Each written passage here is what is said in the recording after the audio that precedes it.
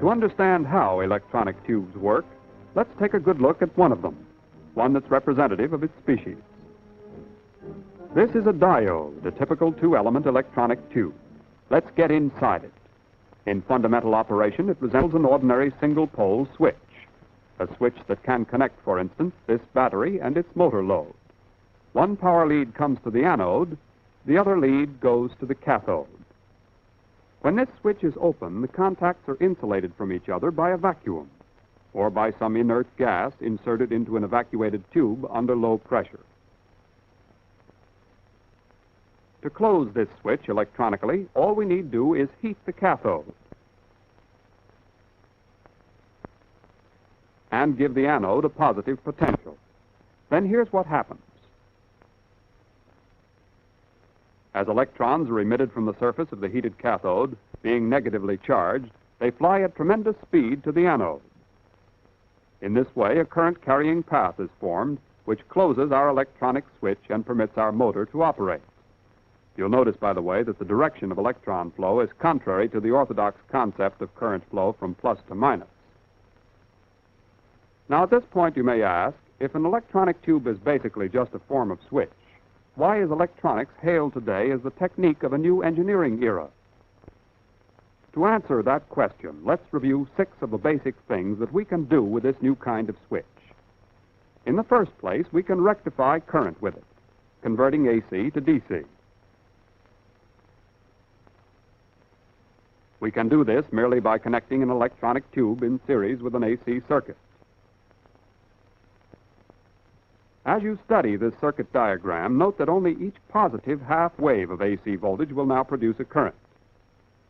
When the anode is negative, the electrons are repelled and no current flows. In other words, because only the cathode can emit electrons, we have here what amounts to a one-way street. We can visualize the result of the tube's rectifying action with the aid of these 2 oscilloscopes. The one on the left shows alternating current coming in.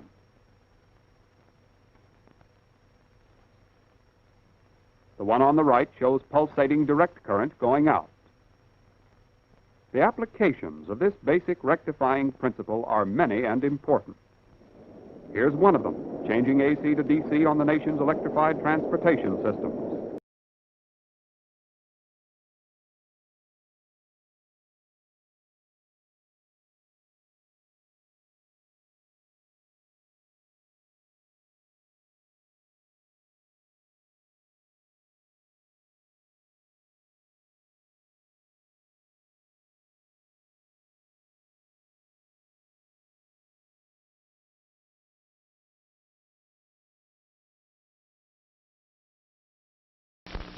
UNIVAC, the giant electronic brain made only by Remington Rand, takes business statistics from magnetic tape, letters, numbers, and punctuation marks, processing them through its electronic circuits at phenomenal speeds. UNIVAC can compute payrolls electronically, then produce printed checks in a flash, over 8,000 checks an hour with this high-speed printer.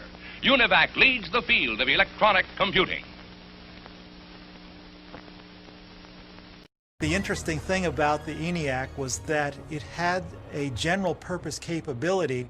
It could be reconfigured to solve other problems. And there was never any problem finding work for the ENIAC to do. All the armed services clamored for time on the machine.